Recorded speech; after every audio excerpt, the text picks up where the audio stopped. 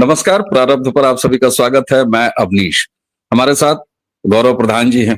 गौरव प्रधान जी से हम बात शुरू करें उससे पहले यूएस इलेक्शन इस समय तो हर जगह चर्चा में है और गौरव जी के साथ अगर इतने बड़े हैपनिंग पर हम बात नहीं करें तो प्रारब्ध के दर्शकों के लिए मुझे लगता है कि ये थोड़ी सी हमारी तरफ से बेईमानी हो जाएगी, लेकिन हम ऐसी बेईमानी करने वाले नहीं। आइए स्वागत कर लेते हैं गौरव जी का। गौरव जी, बहुत बहुत स्वागत है आपका। नमस्कार। आप सबको मेरा प्रणाम। गौरव जी, मेरे पास दो फिगर्स हैं और अचानक ये दो नंबरों के बीच में एक नंबर मुझे दबा हुआ दिखाई दे रहा है और यहीं से आज की पूरी बातचीत यूएस इलेक्शन जिसमें ट्रंप की वापसी हुई है। दूसरी बार ट्रंप अमेरिका के प्रेसिडेंट बन गए हैं। जनवरी में उनका कार्यकाल शुरू हो जाएगा अमेरिका के अपने नियमों के अनुसार। लेकिन जब मैं कह रहा हूं कि मेरे पास दो नंबर्स हैं तो मोदी 3.0 और यहां अब आ रहे हैं ट्रंप 2। मोदी 3 ट्रंप 2 के बीच में मुझे स्वर्गीय हमारे army chief general Bipin Rawat की एक बात मुझे याद आती है और वो संख्या याद आती है। दर्शकों के सामने भी रखता हूं, आपके सामने। 2.5 मोर्चा 2.5, 3 और 2 के बीच में ये 2.5। 2.5 मोर्चा है क्या? कैसे भारत के अंदर ही भारत के दुश्मन लगातार अपनी आवाजें उठाते रहे हैं और बिपिन रावत साहब ने कहा था कि दरअसल हम 2.5 मोर्चों पर लड़ रहे हैं, दुश्मन के साथ आधा मोर्चा हमारे घर वाला। जब मैं ट्रंप 2 और 3 के बीच में ये दबा हुआ नंबर देखता हूं तो जिस तरीके से गौरव जी पिछले चुनाव में ट्रंप हटे थे, हार गए थे, ये माना जा रहा था कि ट्रंप अब समाप्त हो चुके हैं, खत्म हो चुके हैं। अमेरिका के इलेक्शन में भी, आप राजनीति में भी देखिए तो ऐतिहासिक रूप से ये दूसरी बार हुआ है कि हारने के बाद लौट के कोई अमेरिकन प्रेसिडेंट ऑफिस में पहुंचा है। बहुत सारी चीजें मोदी 3 और ट्रंप 2 में एक जैसी दिखाई देती हैं। वो वैल्यूज, वो मुद्दे जिनको कि ट्रंप ने पिछली बार भी उठाया था उसको नकार दिया गया था और एक अजीब सा रिएक्शनरी वोट पड़ा था जो कि बाइडेन की सत्ता लेके आया। यहां तीसरी बार जब नरेंद्र मोदी ऐतिहासिक रूप से सरकार बनाए उस समय भी यहां का विपक्ष यानी कि 2.5 मोर्चा जो था वो प्रचंडता से अपने ऊपर था। मैं सीधे ये सवाल आपके पास ले चल रहा हूं, मोदी 3 और ट्रंप 2। मैं यहां मोदी और ट्रंप के दोनों के रिलेशंस को अभी कंपेयर नहीं कर रहा हूं। दोनों की स्थितियां एज ए लीडर और उनकी अपने देश में जिस तरीके से उनके खिलाफ साजिशें, कैसे देखते हैं 2.5 मोर्चे का दबा होना इस बीच में? और क्या मोदी 3 और ट्रंप 2 ने अपनी सफलता के झंडे गाड़ने के बाद इन 2.5 मोर्चों का भविष्य जो है वो पतला कर दिया है, मुश्किल कर दिया है? देखिए, सबसे पहले तो मैं ये बताऊं कि 2015 में मैंने बोला था कि अगला यूएस प्रेसिडेंट डोनाल्ड ट्रंप होंगे, जिसकी उम्मीद बड़े से बड़े पॉलिटिकल एनालिस्ट दुनिया के, मैं भारत की बात नहीं कर रहा, मैं दुनिया के बड़े से बड़े पॉलिटिकल एनालिस्ट या मीडिया को गुमान भी नहीं था। ट्रंप बने। 2020 के चुनाव में भी मैंने कहा था कि ट्रंप जीतेंगे और ट्रंप जीते, जो मेरा एनालिसिस था। लेकिन वो इंटरनल सैबोटेज की वजह से ट्रंप प्रेसिडेंट नहीं बन पाए। वो फेक वोटिंग और बैलेट पेपर का इशू जितना हुआ था सबको पता है।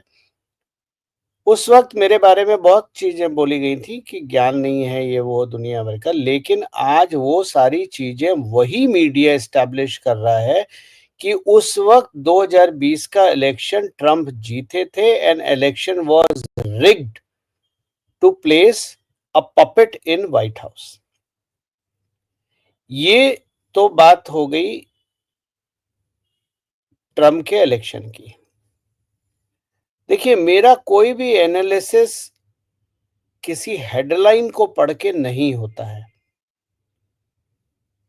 ट्रंप के बारे में मैं हमेशा व्यक्ति का चरित्र पढ़ने की कोशिश करता हूं, समझने की कोशिश करता हूं और उसकी बुनियाद पे उसके कार्यों को देख के फिर अनुमान लगाता हूं कि आगे का कार्य किस रूप में और किस तरह से होगा। जब आप नरेंद्र मोदी की बात करते हैं तो आप मत भूलिए, नरेंद्र मोदी एक बहुत ही देखिए, भारत का प्रधानमंत्री का काम भारत में नालियां बनवाना नहीं है। उसके लिए उसके मंत्री हैं, जो नाली हैं, सड़कें हैं, घर हैं और बहुत सारे काम करते हैं। भारत का प्रधानमंत्री का एक बहुत बड़ा रोल जियोपॉलिटिक्स में या वैश्विक राजनीति में भी होता है, और वहां भारत को एस्टैब्लिश करने के बाद कोई भी देश का प्रधानमंत्री हो, राष्ट्रपति हो, अपने देश को एस्टैब्लिश करने के बाद अपने देश की वैल्यू बढ़ाता है। जियोपॉलिटिक्स इस पे नहीं जाती है कि आप टेलीप्रॉम्प्टर से पढ़ते हैं या आप हिंदी जानते हैं या गुजराती जानते हैं या फर्राटेदार इंग्लिश जानते हैं। जियोपॉलिटिक्स इस बात पे चलती है कि व्यापार क्या हो सकता है या हो रहा है या होने की संभावना है। नरेंद्र मोदी जिनका मूल गुजरात है, गुजरात मतलब व्यापार है। नरेंद्र मोदी इस बात को बहुत अच्छी तरह समझते हैं कि हम व्यापार करेंगे तो हमें दुनिया को साथ लेके चलना है, अपनी वैल्यू बढ़ानी है, और यही कारण रहा 2014 के बाद उन्होंने इकोनॉमी को मजबूत करना शुरू करा, जबकि सारे लोग कुछ और ही बात कर रहे थे, जो मोदी के समर्थक भी थे, और कुछ लोग तो पैसे की वजह से छोड़ के भी चले गए। उन्हें पैसा पोस्ट नहीं मिला तो निकल लिए पतली गली से। अब आइए आप ट्रंप पे। मैं ट्रंप की बात 2015 में से नहीं कर रहा हूं, या 2016, 20 या 24 से नहीं कर रहा हूं। मैं ट्रंप की बात कर रहा हूं 2004 से 2005 से, क्योंकि टीवी पे एक शो आता था, शायद भारत में नहीं आता होगा उस वक्त, मुझे अंदाज नहीं है क्योंकि मैं भारत में नहीं था। उस शो का नाम था द अप्रेंटिस। अगर आप गूगल पे सर्च करेंगे द अप्रेंटिस, तो एक शो आता था जिसमें एज ए बिजनेसमैन, ये बिल्कुल वैसा ही है जैसा आपका, ये समझ लीजिए, जो ये शार्क करके कोई शो आता है ना एंटरप्रेन्योर्स के लिए, ये बिल्कुल उसी तरह का था, लेकिन इसको होस्ट और प्रोड्यूस करा था डोनाल्ड ट्रंप ने। डोनाल्ड ट्रंप बिजनेस के मामले में खड़े हैं, ब्लंट है, और वो ये देखते हैं कि मेरे राष्ट्र का फायदा कहाँ होगा, मतलब मेरा फायदा कहाँ होगा। जब राजनीति में आए तो बात हो गई कि मेरे राष्ट्र का फायदा कहाँ होगा। मोदी की भी मेरा राष्ट्र का फायदा क्या होगा। अब हम जाते हैं दूसरे लेवल पे। जब आपने कहा जनरल विपिन रावत का जिक्र किया, जिन्होंने 2.5 मोर्चे की चुनौती भारत को दी, तो 2 मोर्चे तो आप जानते हैं, चाइना और पाकिस्तान है, लेकिन जो आधा मोर्चा है वो भारत के अंदर बैठे भारत के दुश्मन है।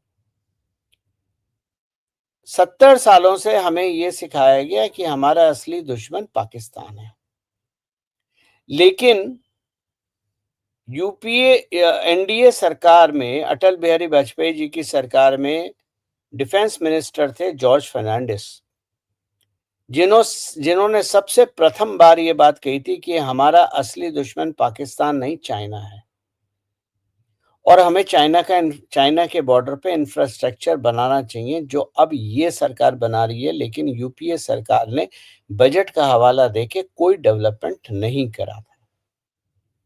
जैसे ढोकलम जाने के लिए 10 से 15 घंटे लगते थे, फौज को ढोकलम जाने के लिए 10 से 15 घंटे लगते थे। आज वही ढोकलम 1 से 2 घंटे में पहुंचा जा सकता है।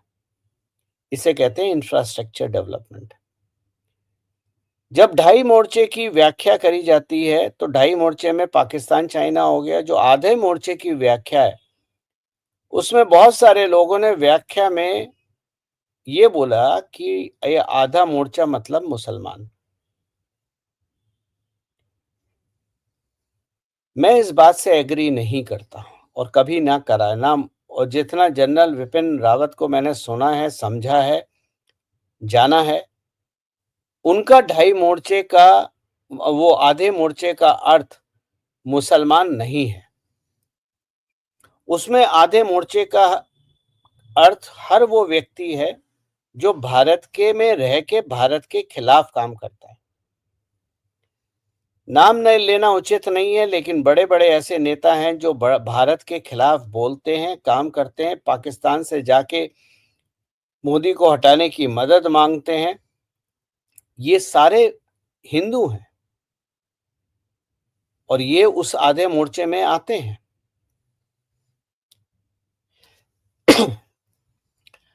तो जैसे आपको एक उदाहरण देता हूं।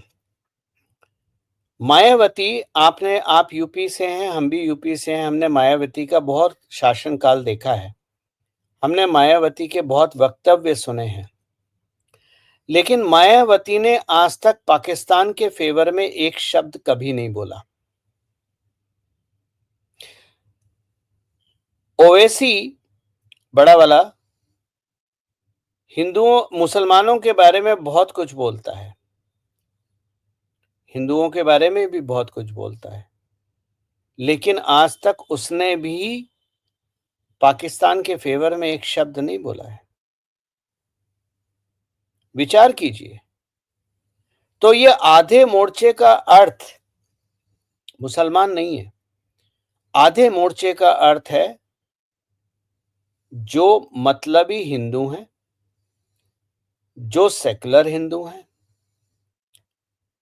उसमें मुसलमान भी हैं, उसमें नेता भी हैं जो हिंदू नेता हैं, अपीजमेंट पॉलिटिक्स करते हैं। उसमें बहुत सारी जमात आ जाती है और सबसे बड़े उसमें आते हैं कम्युनिस्ट। अब डोनाल्ड ट्रंप के आने से क्या होगा? पहली चीज, डोनाल्ड ट्रंप एंटी चाइना है। डोनाल्ड ट्रंप एंटी चाइना है, ये कहने की बात है, लेकिन इसका टेंजिबल इंपैक्ट क्या है? डोनाल्ड ट्रंप के हाथ में जो सबसे बड़ा काम है वो अमेरिकन जॉब मार्केट को बढ़ाना। अब अगर आप चाइना पॉलिसी डिपेंडेंट रहते हो, आपका 90% एक्सपोर्ट चाइना डिपेंडेंट रहता है, तो आप चाइना के अगेंस्ट नहीं जा सकते। डोनाल्ड ट्रंप को अपने देश में एम्प्लॉयमेंट बढ़ाना है। उसका क्या वर्ड था? Make America great again. इसके बहुत मायने हैं। तो जैसे हमने made in Bharat, make in Bharat बनाया, ये मेड इन अमेरिका पे जोड़ देंगे। रहा सवाल पाकिस्तान का, तो पाकिस्तान के खिलाफ डोनाल्ड ट्रंप के स्टेटमेंट ऑलरेडी आ चुके हैं कि पाकिस्तान एक टेरर नर्सरी है। डिपोटेशन पे पॉलिसी बिल्कुल क्लियर है। किसी ने पूछा डोनाल्ड ट्रंप के एक रिप्रेजेंटेटिव से कि अगर हम डिपोटेशन करते हैं तो हमारा सालाना एक्सपेंसेस $80 बिलियन होगा। क्या ये एक्सपेंस हमें करना चाहिए टैक्स पेयर के नाम पे? तो उन व्यक्ति का जवाब था, जो नेशनल सिक्योरिटी है वो सस्ती है या इससे महंगी है? फिर सवाल किया गया, क्या फैमिली तोड़ के डिपोटेशन करा जा सकता है कि फैमिली के 4 लोग इधर रहे, 2 लोग को हम डिपोर्ट कर दें? तो उनका जवाब था, पूरी फैमिली को डिपोर्ट कर देंगे। इस गहराई को अगर आप समझ सकते हैं इन बातों को, तो आने वाले समय में ढाई मोर्चे पे जो हैमर होगा वो बहुत तगड़ा होगा। और डोनाल्ड ट्रंप ने अपने ही इंटरव्यू में इस बात के एक्सेप्टेंस करी थी कि एक बार मोदी को उन्होंने बोला कि अगर पाकिस्तान से प्रॉब्लम है तो हम बात करें, तो मोदी ने कहा आपके बात करने की जरूरत नहीं है, हम 100 साल से ठोक बजा रहे हैं उन्हें, हम देख लेंगे। अब आप इस चीज से अंदाज लगाइए कि ये दो भाई, मैं भाई बड़ी जिम्मेदारी से इस्तेमाल कर रहा हूं शब्द, मैं कोई इमोशनल होके नहीं बोल रहा हूं भाई, इसलिए बोला क्योंकि दोनों नेशनलिज्म पे विश्वास करते हैं। दूसरी चीज, ट्रंप अमेरिका के इकलौते ऐसे राष्ट्रपति कैंडिडेट रहे जिन्होंने इलेक्शन से पहले इलेक्शन कैंपेन में हिंदुओं की सपोर्ट में बोला, हिंदू मंदिर और हिंदू संस्कृति के, सनातन संस्कृति के सपोर्ट में बोला और उनके सपोर्ट में खड़े हुए और हिंदुओं को धन्यवाद दिया कि अमेरिका को बनाने में हिंदुओं का अद्वितीय योगदान रहा है। तो जो 3.2 और 2.0 की आप बात कर रहे हैं, 3.0, 2.0, ये आने वाले समय में मिलके काम करेंगे, लेकिन इनकी राहें आसान नहीं होंगी, क्योंकि जब पावर, मैं सत्ता की बात नहीं कर रहा, मैं पावर की बात कर रहा हूं, जब पावर हाथ से निकलती है तो दिया भी जब तेल खत्म हो जाता है तो फड़फड़ाता है। ट्रंप के रास्ते में वही रुकावटें आएंगी जो 2014 से 2024 के बीच में मोदी के रास्ते में आई हैं। उसका रूप और स्वरूप अलग होगा, अलग हो सकता है, लेकिन रुकावटें आएंगी, चाहे वो, बहुत सारे लोगों को अब तो याद नहीं होगा, लेकिन मैं चीजें भूलता नहीं हूं। मोदी के रुकावट में सबसे पहली रुकावट आई थी 2024 के चुनाव के इमीडिएटली बाद, जब हरियाणा महाराष्ट्र का चुनाव हुआ था, तब पाकिस्तान ने एलओसी पे बहुत फायरिंग करी थी और कांग्रेस का नैरेटिव ये था, मोदी कैंपेन क्यों कर रहे हैं, मोदी को ये सीज फायर वायलेशन देखना चाहिए।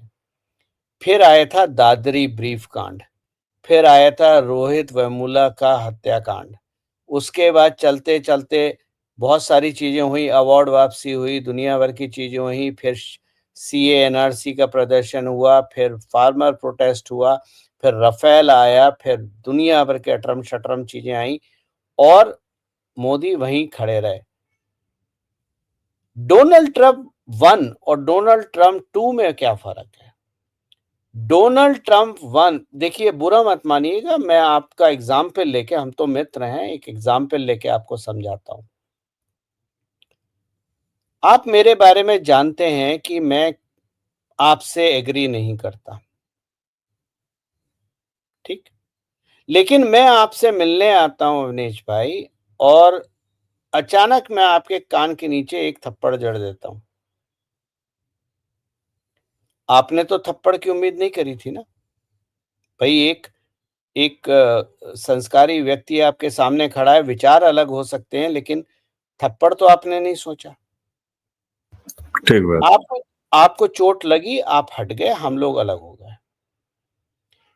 फिर मैं एक बार आपके पास आया, आप एक संस्कारी व्यक्ति हैं, मैं एक संस्कारी व्यक्ति हूं, विचार अलग हैं, लेकिन इस बार आप एक डिस्टेंस बना के रहे और एक चौकन्ना रहे कि अगर इस व्यक्ति ने हाथ उठाया तो मैं इसका हाथ फटक से रोक लूंगा। डोनाल्ड ट्रंप 1 और 2 में यही फर्क है। डोनाल्ड ट्रंप 1 में डोनाल्ड ट्रंप को पता नहीं था कि कबाल उनके खिलाफ कैसे जाएगा, और डोनाल्ड ट्रंप को हटाने के लिए जो सबसे बड़ा हथियार का इस्तेमाल हुआ था वो था कोविड। और डोनाल्ड ट्रंप 2 में डोनाल्ड ट्रंप अब वो इंसान बन के आएगा जो जितनी गंदगी है जिसको साफ पहले नहीं करा था वो करेंगे।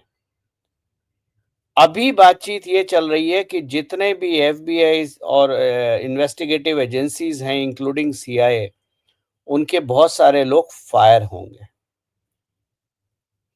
डोनाल्ड ट्रंप अभी प्रेसिडेंट इलेक्ट हैं, प्रेसिडेंट नहीं बने, लेकिन उनके खिलाफ सारे केसेस ड्रॉप हो रहे हैं। जो उनके एडवर्सरीज थे वो खुद छोड़ के जा रहे हैं, कि उनको पता है कि अब जो रुद्र रूप निकल के आएगा, क्योंकि एक बार व्यक्ति ने झटका खाया है, और जैसे मैंने आपको बोला, मैंने डोनाल्ड ट्रंप का चरित्र राजनीति से नहीं समझा है, मैंने डोनाल्ड ट्रंप का चरित्र द अप्रेंटिस से समझा है। Donald Trump the businessman, Donald Trump the builder, वहां से समझा है। अवनीश भाई। बिल्कुल, बिल्कुल। और यहाँ गौरव जी, जिस तरीके से आपने एक बात कही, एक चीज और खास तौर से अभी तक मुझे नहीं याद आता, आप मुझे करेक्ट कीजिएगा, और सामान्यतः एक समझ रही है, अमेरिका का चुनाव, अमेरिकन प्रेसिडेंट का चुनाव जब भी हुआ है, तो भारत जैसे देश से या जो बातें निकल के आती हैं कि साहब कौन से मुद्दे रहे, बहुत बार अब तक, या एक मैं ये कहूं कि इस चुनाव से पहले अमेरिका के चुनाव में मुद्दे क्या होते हैं, ये इन पर बहुत ज्यादा बात नहीं होती। ये अलग बात है कि अब तब सोशल मीडिया भी नहीं था, अब सोशल मीडिया पे बहुत सारी ऐसी छोटी बड़ी बातें भी होती हैं। 2024 का अगर मैं नरेंद्र मोदी का इलेक्शन मुद्दे देखूं, तो यहां इंडिया फर्स्ट, भारत विश्वगुरु, भारत की तेज बढ़ती हुई इकोनॉमी, भारत का डेवलपमेंट जो नरेंद्र मोदी के 2014 और 2019 वाले टर्म में हुआ, उसको कंटिन्यू रखना, और उसी के साथ साथ बेसिक मुद्दे जो थे, चाहे वो महंगाई का मुद्दा हो, चाहे वो बेरोजगारी का मुद्दा हो, चाहे वो ईज ऑफ लिविंग का मुद्दा हो, वो ये सारे मुद्दे जैसे ट्रेडिशनली भारत में रहते हैं। लेकिन संभवतः ये पहला ऐसा यूएस का चुनाव है जिसके कैंपेन में मुद्दों के रूप में ये देखा गया कि अमेरिका फर्स्ट तो ट्रंप का नारा था ही, लेकिन एक बेहतर अमेरिकन इकोनॉमी, वहां के लोगों का जीवन स्तर सुधरना, इस जैसे जो सो कॉल्ड कहते हैं ना कि लोअर मिडिल क्लास के एक भारतीय भारतीय टाइप के मुद्दे अमेरिका के चुनाव में ये पहली बार महसूस किए गए, जिन पर बात की हुई। नतीजा क्या हुआ? मोदी 2024 में उन्हीं मुद्दों पर लड़के आए और तीसरी बार सरकार बनाए। ट्रंप के साथ भी यही हुआ। जैसे ही उन्होंने अपना कोर इशू पकड़ा, अमेरिका फर्स्ट की नीति के तहत, अपने राष्ट्रवाद की नीति के तहत, वो सारा वोट ऐसा पोलराइज हुआ कि ट्रंप को वो ताकत मिली है। सिर्फ ट्रंप प्रेसिडेंट नहीं हो जाएंगे जनवरी में, ट्रंप के पास आप देखिए कांग्रेस में बहुमत है, ट्रंप के पास हाउस में बहुमत है। तो ये कह सकते हैं कि कोर इशू पर टिकने वाले नरेंद्र मोदी और कोर इशू पर टिकने वाले, दोबारा कोशिश करने वाले ट्रंप, ये दोनों एक जैसे झंझावात अपने अपने देशों में, मैं तुलना नहीं कर रहा, लेकिन लड़के आए हैं। बहुत समानता मुझे दिख रही है, और साथ में एक समानता और दिख रही है, दोनों की पक्की वाली दोस्ती। ऐसे में मैं भारत, मोदी और ट्रंप मिल के दुनिया के लिए क्या करेंगे, मैं ये नहीं जानना चाहता। मैं ये जानना चाहता हूं कि क्या अब समाज, दुनिया का अमीर से अमीर वाला देश अमेरिका भी देखा जाए या भारत भी देखा जाए, अब जनता अपने लोकल इश्यूज के साथ अपनी प्राइड, नेशनलिटी, नेशनलिज्म, इन दोनों को एक साथ लेके चलना चाह रही है। इसीलिए मोदी यहां तीसरी बार सक्सेसफुल होते हैं, ट्रंप वहां आश्चर्यजनक रूप से कम बैक करते हैं। इसको कैसे देखते हैं? देखिए, 2000 शायद 2019 के चुनाव के बाद या शायद 2018 में मेरा एक ट्वीट था, जब मैं ट्विटर पे होता था, तब मैंने लिखा था आने वाले चुनाव भारत में 3 मुद्दों पे होंगे। एक मुद्दा होगा सॉफ्ट नेशनलिज्म, एक मुद्दा होगा नेशनलिज्म, और एक मुद्दा होगा हार्ड नेशनलिज्म। हार्ड नेशनलिज्म का मतलब होता है काट दो, मार दो, भगा दो, ट्रक में भेज के पाकिस्तान फेंक दो। सॉफ्ट नेशनलिज्म का अर्थ होता है कि एक हिंदू अपीजमेंट, आप ऐसे, मुस्लिम तो चल रहा है, हिंदू अपीजमेंट भी होगा। और इसमें आपने बहुत सारी चीजें देखी हैं, मंदिर जाना और दुनिया भर का। एक मुसलमान कैंडिडेट मंदिर जाता है, अपने आप को ब्राह्मण बताता है, अपने आप को गोत्र भी कश्मीर से उठा के बताते हैं। और तीसरा मुद्दा होता है नेशनलिज्म। ये एक बैलेंस अप्रोच है जहां राष्ट्र प्रथम होता है। देखिए, आप एक चीज हमेशा भारत के बारे में याद रखिए, और आपके दर्शकों से बोल रहा हूं, और इस बात को मैं पिछले 4 साल से रिपीट, 4, 5, 6 साल से रिपीट कर रहा हूं। अगर धर्म के हिसाब से राजनीति होगी तो भारत भारत रहेगा, और राजनीति के हिसाब से अगर धर्म होगा तो भारत को बिखरने से कोई रोक नहीं सकता। ये लिख के रख लीजिए आप इस बात को।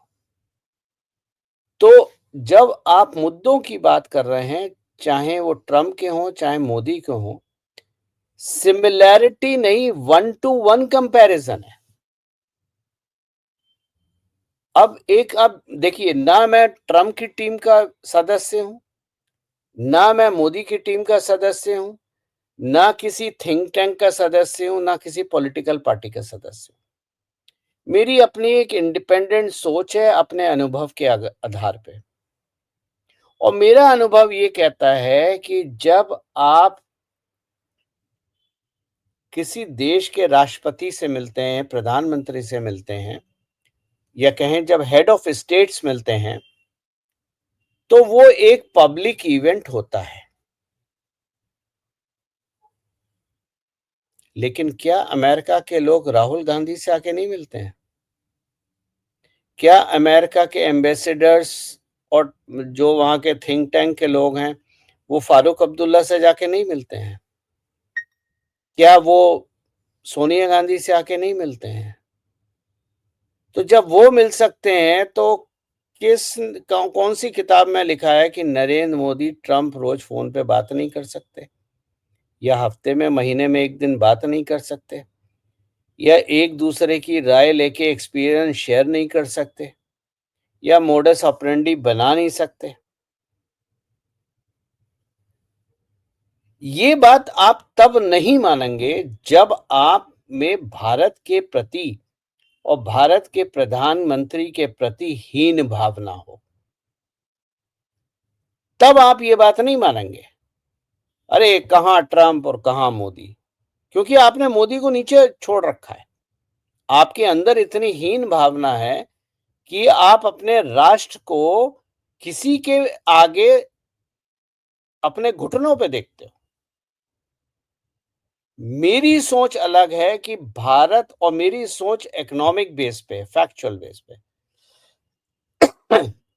भारत दुनिया का सबसे बड़ा संपन्न बाजार है।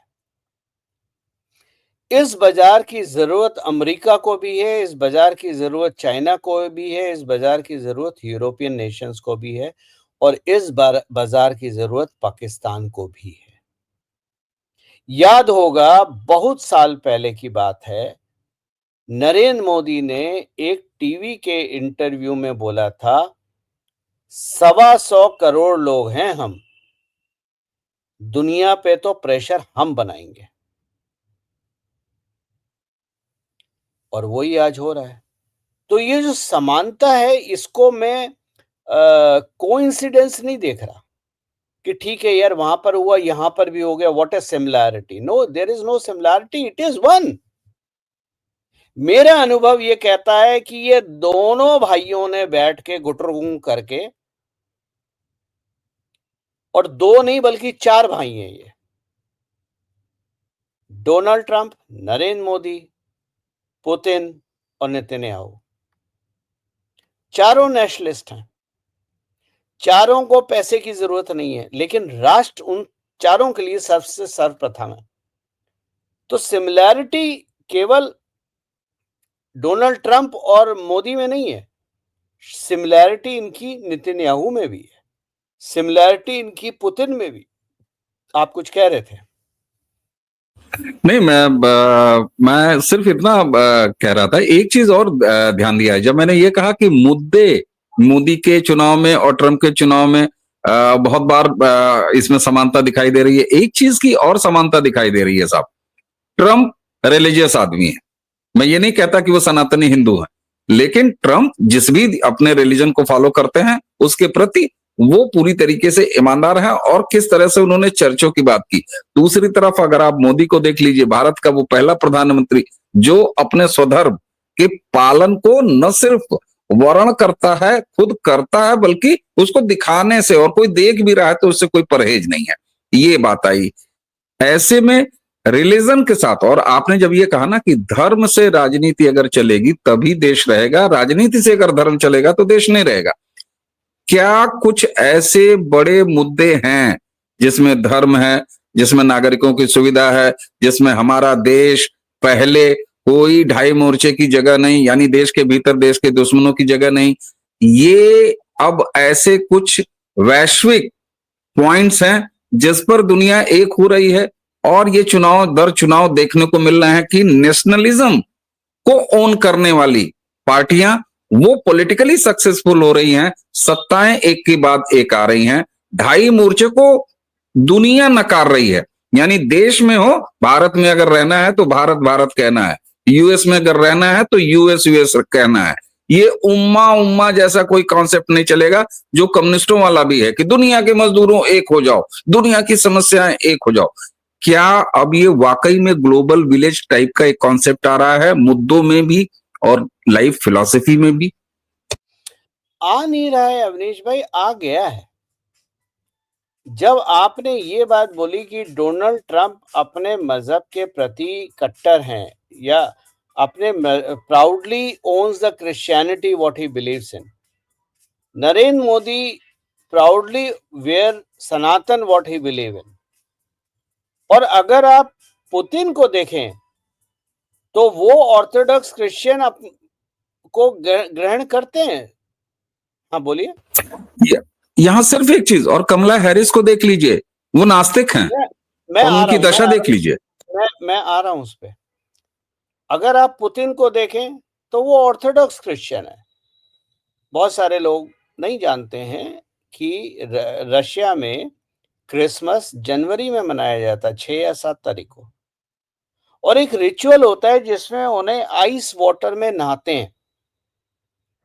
पुतिन स्वयं आइस वाटर में नहाते हैं, और वो एक पब्लिक इवेंट होता है, फोटो वीडियो सब बनता है। चौथे व्यक्ति अगर आप, तो वो गर्व से, नेतन्याहू गर्व से जूश हैं।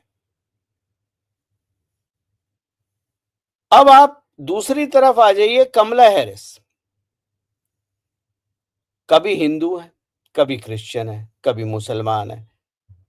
राहुल गांधी कभी हिंदू ब्राह्मण है, कभी जनेऊधारी ब्राह्मण है, कभी टोपी लगा के मुसलमान है, तो कभी दलित बन जाते हैं, तो कभी क्रिश्चियन बन जाते हैं।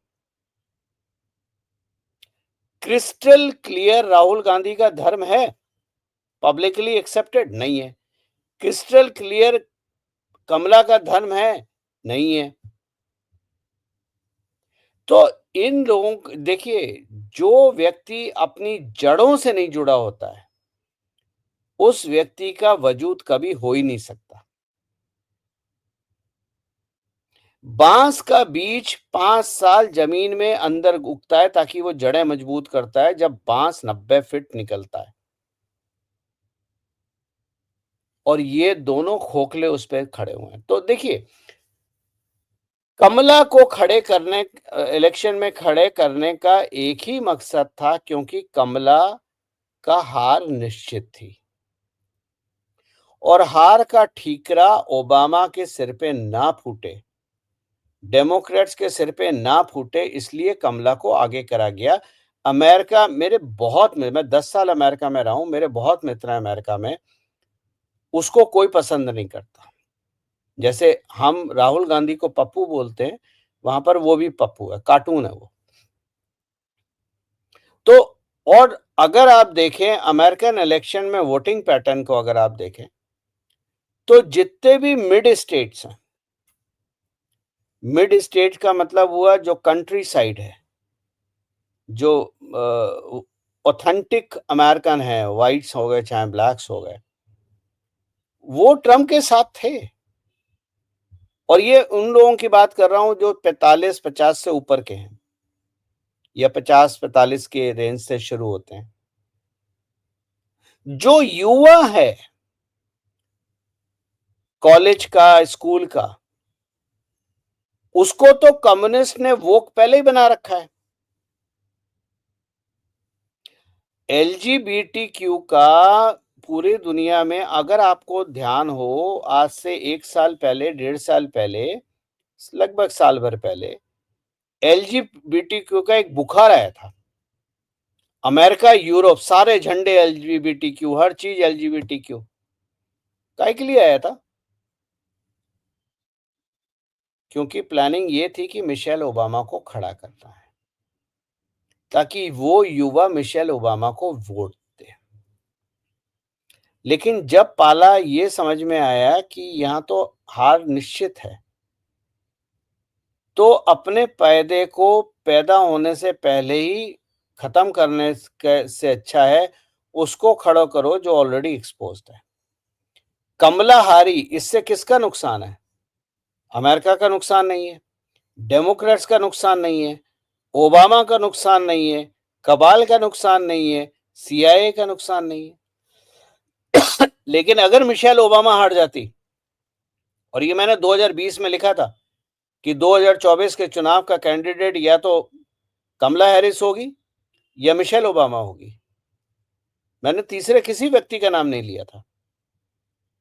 तो अगर मिशेल ओबामा हारती तो क्या होता? ओबामा खत्म, ओबामा का धंधा खत्म, डेमोक्रेट्स खत्म, हिलरी क्लिंटन खत्म, कबाल खत्म, सोरोस खत्म। तो देखिए, ये कॉम्प्लेक्सिटी मीडिया के बाहर की है। मीडिया में ये चीजें डिस्कस नहीं होती हैं, मुझे नहीं पता क्यों नहीं होती हैं, या तो अब वो आप लोग ज्यादा अच्छी तरह से समझ सकते हैं। गौरव जी देखिए, मीडिया का नाम आप जब भी बोलते हैं मैं तुरंत चालू हो जाऊंगा सेक्टर 16 छाप मीडिया की। बहरहाल उनकी तो बातें ही छोड़ दीजिए। अब मैं आपको चर्चा के अब इस अंतिम पड़ाव पर एक जगह फिर वापस लाऊंगा। साहब, एक मैंने चुटकुला देखा, जो यूएस चुनाव जिस समय रुझान आ रहे थे और ट्रंप आगे चल रहे थे, बीच में एक टफ फाइट टाइप की दिखाई देनी शुरू हुई थी, और जैसे हम जैसे लोग भी बार बार हर 5 सेकंड के 10 सेकंड के बाद रिफ्रेश करके देखने लगे थे कि कहीं ऐसा तो नहीं है कि यूएस में भी हरियाणा होने जा रहा है। शुरुआत में तो ऐसे ही लगा, लेकिन उसके बाद फिर मामला अजीब सा होने लगा। उसी बीच में एक बात आई, और बात वो थी, आप हंसेंगे, और वहीं से मैं वापस ले आऊंगा आपको उस ढाई मोर्चे पर और देश में ले आऊंगा। आप पहले ही कह दिए, वहां ये कहा गया कि साहब, जितना अच्छा राहुल गांधी ने हरियाणा में और 2024 में परफॉर्म किया पॉलिटिकली नरेंद्र मोदी के सामने, उतना अच्छा कमला हैरिस परफॉर्म नहीं कर पाई।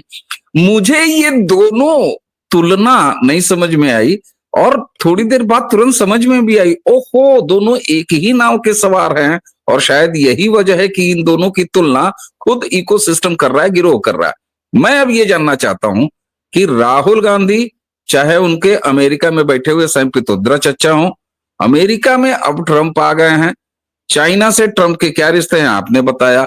देखना है, ट्रंप हमेशा यूएस फर्स्ट की बात कहते हैं, तो हम ये नहीं कह रहे हैं कि बहुत ज्यादा मोहब्बतें वहां से आएंगी। हाँ, हमें ये भरोसा है कि अगर वहां ट्रंप अमेरिका फर्स्ट करने वाले बैठे हैं, तो जैसा आपने कहा कि यहाँ मोदी भारत फर्स्ट करने वाले बैठे हैं, दोनों नेशनलिस्ट हैं, निपट लेंगे। 2017 से 21 दोनों ने एक दूसरे के साथ काम भी किया हुआ है, और अब दोबारा काम करने जाएंगे। लेकिन साहब, तेरा क्या होगा कालिया? ये जो ढाई मोर्चे का, और आपने अच्छा कहा, वो जो ढाई मोर्चे में 0.5 है, उसमें मैं कतई नहीं कह रहा हूं कि मुसलमान है, उसमें हर एक व्यक्ति है। उसमें मैं अगर भारत का दुश्मन हूं, भारत के दुश्मन के साथ मिला हूं, मेरी सोच वहां है, तो मैं भी उस ढाई मोर्चे में हूं, आधा मैं भी हूं। ऐसे में राहुल गांधी का क्या होगा, उनके इको सिस्टम का क्या होगा, कांग्रेस का भविष्य क्या है? ढाई मोर्चे में हर वो यूट्यूबर और ट्विटर वाले भी हैं जो कभी मोदी का समर्थन करते थे और अब पैसे की लालच में अपने ही देश की जड़ें खोदने में लग गए हैं। वो तो साहब लाइन से आगे एकदम डी में है। पहले उनको सोफा बैठा के सबसे आगे किया जाएगा, लाइन में भी नहीं है, उनको नीचे बैठाया जाएगा। नहीं, बच्चों को जैसे दरी पे बैठा देते हैं स्टेज के सामने। देखिए, आने वाले समय में अगर आपको ये लगता है कि ट्रंप के आने से ट्रंप सारे भारतीयों को H1B वीजा दे देगा, तो आपसे बड़ा मूर्ख इंसान कोई नहीं है। H1 वीजा ट्रंप, मुझे लगता है, या तो मेंटेन करेंगे जो लेवल है, या कम करेंगे, क्योंकि अपने राष्ट्र के प्रति वो समर्पित हैं, जैसे मोदी अपने राष्ट्र के प्रति समर्पित हैं। जब तक आप अपने राष्ट्र के प्रति समर्पित नहीं होते हो, तब तक आप दूसरे राष्ट्र के साथ बात नहीं कर सकते। जो तो अब जो आगे बातचीत होगी वो म्यूचुअल बेनिफिट पे होगी। लेकिन ट्रम्प को जो अब परोसा गया है, उनकी प्लेट इंटरनल पॉलिटिक्स से बहुत भरी है। बॉर्डर एक इशू है, इलीगल इमिग्रेंट बहुत बड़ा इशू है, रेडिकलाइजेशन बहुत बड़ा इशू है, कम्युनिज्म बहुत बड़ा इशू है, 44 लड़ाइयां चल रही हैं, वो बहुत बड़ा इशू है, उनको बंद करना। अब आप एक चीज देखो, अभी तो राष्ट्रपति भी नहीं बने। हमास ने कहा सीज फायर होना चाहिए, पहली बार बोल रहा है स्ट्रांगली। रेड सी में जो पायरेट्स हैं, उन्होंने सीज फायर ऑलरेडी डिक्लेयर कर दिया। तो देखिए, डेमोक्रेट्स का लड़ाई जो है, दुनिया भर में जो लड़ाइयां हैं, डेमोक्रेट्स के लिए युद्ध एक बिजनेस है।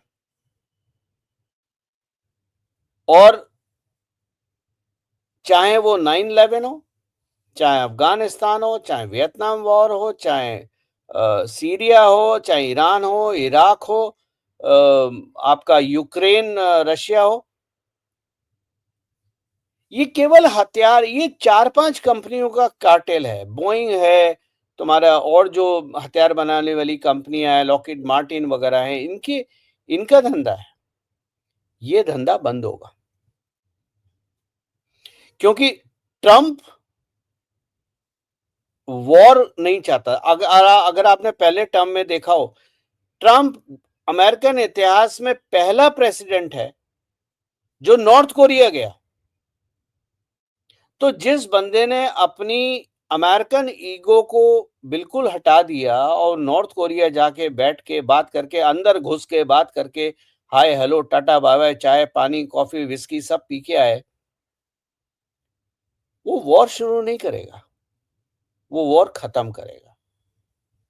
जी। लेकिन वो ऑलरेडी इंटरनली इतने एंगेज रहेंगे कि उनका क्लाउट बाहर कम होगा, ठीक जिसका है। एडवांटेज भारत लेगा।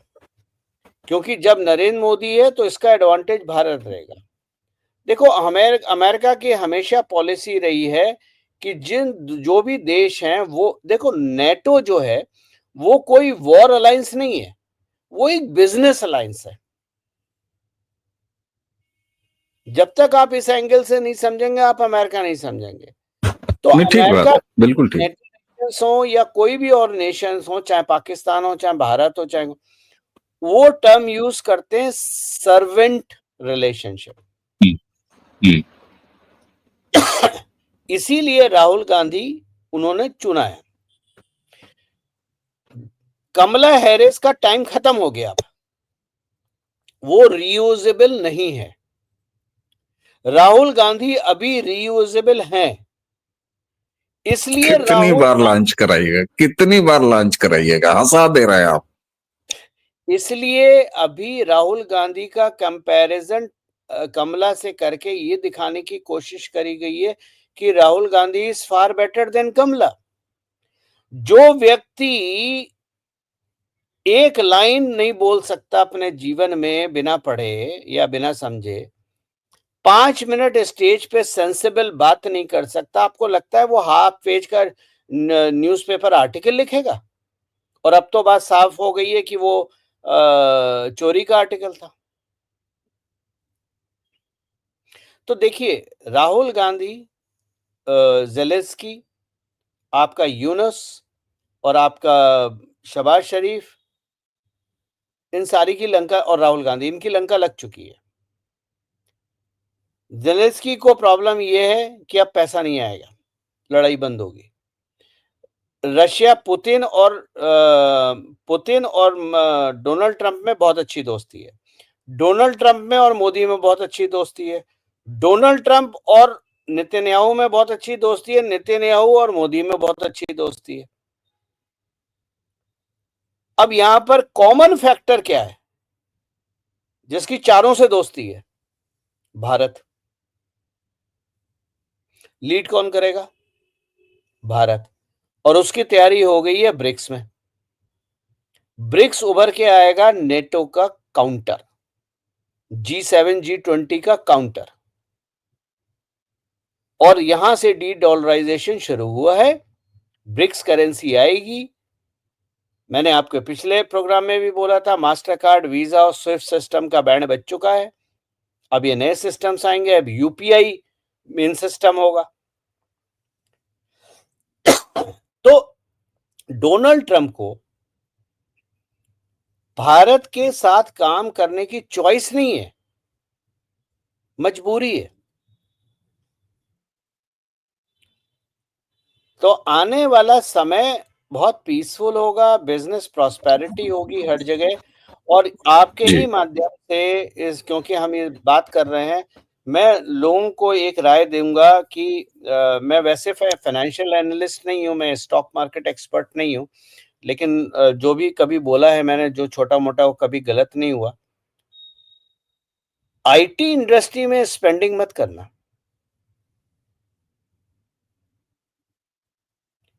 इन्वेस्ट करना जो कोर इंडस्ट्री होती है, चाहे वो मेटल हो, ऑटोमोबाइल हो, सेमीकंडक्टर हो, टेलीकम्युनिकेशन हो, इनका इन्वेस्टमेंट ज्यादा इंपॉर्टेंट है। इंफ्रास्ट्रक्चर हो, ठीक शिपिंग हो, ये बेसिक इंफ्रास्ट्रक्चर इंडस्ट्री मानी जाती हैं, और इन कोर इंडस्ट्री में ही इन्वेस्ट कीजिएगा।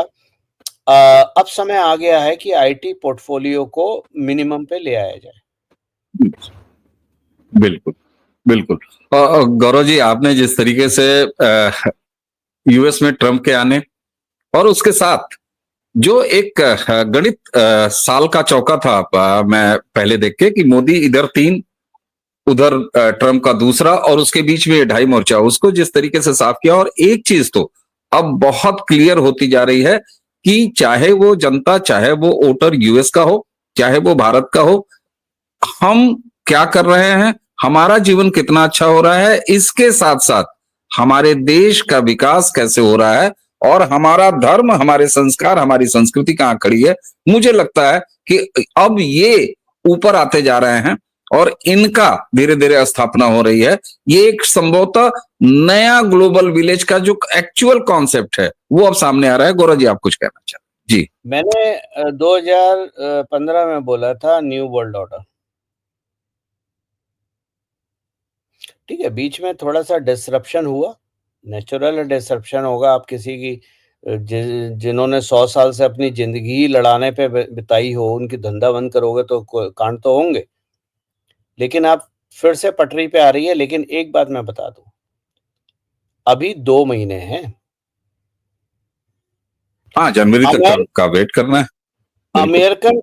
अमेरिकन चुनाव की सबसे अच्छी बात ये होती है कि आप वहां एक कॉम्पिटेंट लीडर को, जो आपको कॉम्पिटेंट लगता है, आप एक कॉम्पिटेंट लीडर को इलेक्ट करते हो, और वो लीडर इंडस्ट्री से, पॉलिटिक्स से, जहां से भी हो सकता है, बेस्ट प्रोफेशनल लाता है जो उस एरिया का काम कर सके।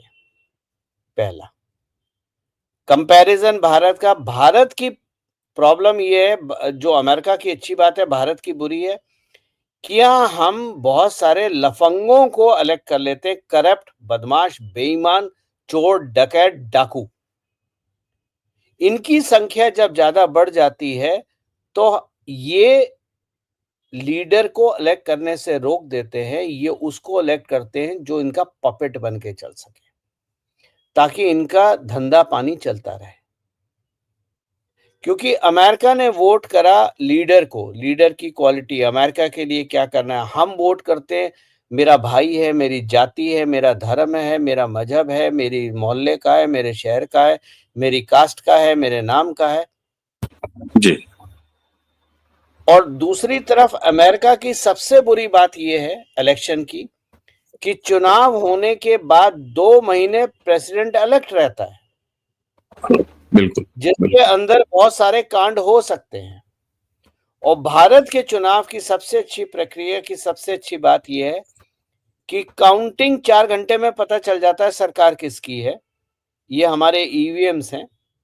वहां तो अभी भी पुराने जमाने के बैलेट पेपर यूज करते हैं, जो लूटे जाते हैं, जलाए जाते हैं। हमारे यहाँ ईवीएम है, 4 घंटे में, 5 घंटे, 6 घंटे में रिजल्ट आ जाता है। अगले दिन सिटिंग प्राइम मिनिस्टर जाके रिजाइन करता है और 3-4 दिन के बाद नया प्रधानमंत्री टेक ओवर करता है। यानी जो बिल्कुल, ये तरीके का फर्क है। जो सिस्टम है उस सिस्टम को इतना वक्त नहीं मिलता कि वो किसी चीज को मैनिपुलेट कर सके। बिल्कुल, बिल्कुल। ये अंतर यूएस और भारत के चुनाव की जो अपनी स्टाइल है, जो अपना उनका तरीका है, वो तरीके तो हैं, लेकिन अब कुल मिला के ये तो देखा जा रहा है कि पूरे विश्व की राजनीति अपनी जरूरतें, अपने जीवन का अच्छा बेहतर स्थिति बनाने और उसी के साथ-साथ नेशनल प्राइड और साथ में आपने जो एक बात कही कि जहां धर्म है, राजनीति धर्म से पहले अगर आती है तो बहुत अच्छी है, लेकिन अगर धर्म के लिए राजनीति की जाती है, यानी राजनीति के लिए अगर धर्म का इस्तेमाल किया जाता है तो वो बड़ा गलत है। इसका एक नया उभार देखने को मिल रहा है। अब देखना ये होगा, सवाल हमने ये हल करने का प्रयास किया दर्शकों कि मोदी 3.0 और ट्रंप 2.0 के बीच में नुकसान किसका हुआ है। तो ये साफ समझ में आ गया कि कुछ पप्पू और कुछ पप्पियां, अब पप्पी पता नहीं पप्पू का पप्पी हो सकता है। अगर यूएस में पप्पी आ रही है और वो कभी पास नहीं हो सकती, ये साफ हो गया है। तो यहाँ भारत में भी एक ऐसे शख्स हैं, हालांकि गौरव जी ने एक चुटकुला सुनाया, वो ये कह रहे हैं कि अभी राहुल गांधी नाम के खोखे जो हैं वो फिर इस्तेमाल किए जाएंगे। बहरहाल अब वो किस तरीके से इस्तेमाल किए जाएंगे, बहरहाल ये तो निश्चित है कि ट्रंप की वापसी ने भारत के 2.5 मोर्चों में जो आधा मोर्चा था, जो देश विरोधी मोर्चा है, जो वो इकोसिस्टम है, जो खाता भारत में है, रहता भारत में है, भारत के अच्छे भविष्य की कामना कभी नहीं करता, उसके लिए काफी खराब दिन आ रहे हैं। मौसम अच्छा नहीं चल रहा है। 4 जून के बाद जो राहुल गांधी गुब्बारा उड़ा रहे थे, वो जितनी जल्दी हरियाणा चुनाव ने उसे पिचकाया है, उससे आगे अब मुझे लगता है कि अमेरिका से आने वाला ये रिजल्ट, मैं ये नहीं कहता हूं कि ट्रंप, और जैसा कि हमने कहा कि सब कुछ अच्छा हो जाएगा, ट्रंप अमेरिका फर्स्ट चाहेंगे तो मोदी इंडिया फर्स्ट चाहेंगे, लेकिन ये हकीकत है साहब कि कुछ लोग अभी भी पटरियों पर यथावत मुहर्रम मनाने के लिए बचे रह जाएंगे। और ये आपने देखा होगा, जैसे ही ट्रंप के नतीजे आने शुरू हुए, भारत का एक पूरा इकोसिस्टम किस तरीके से बिलबिला उठा। गौरव जी, आपने हमें समय दिया, आपको बहुत बहुत धन्यवाद। दर्शकों, इसी के साथ मुझे और गौरव जी दोनों को आगे दीजिए। नमस्कार।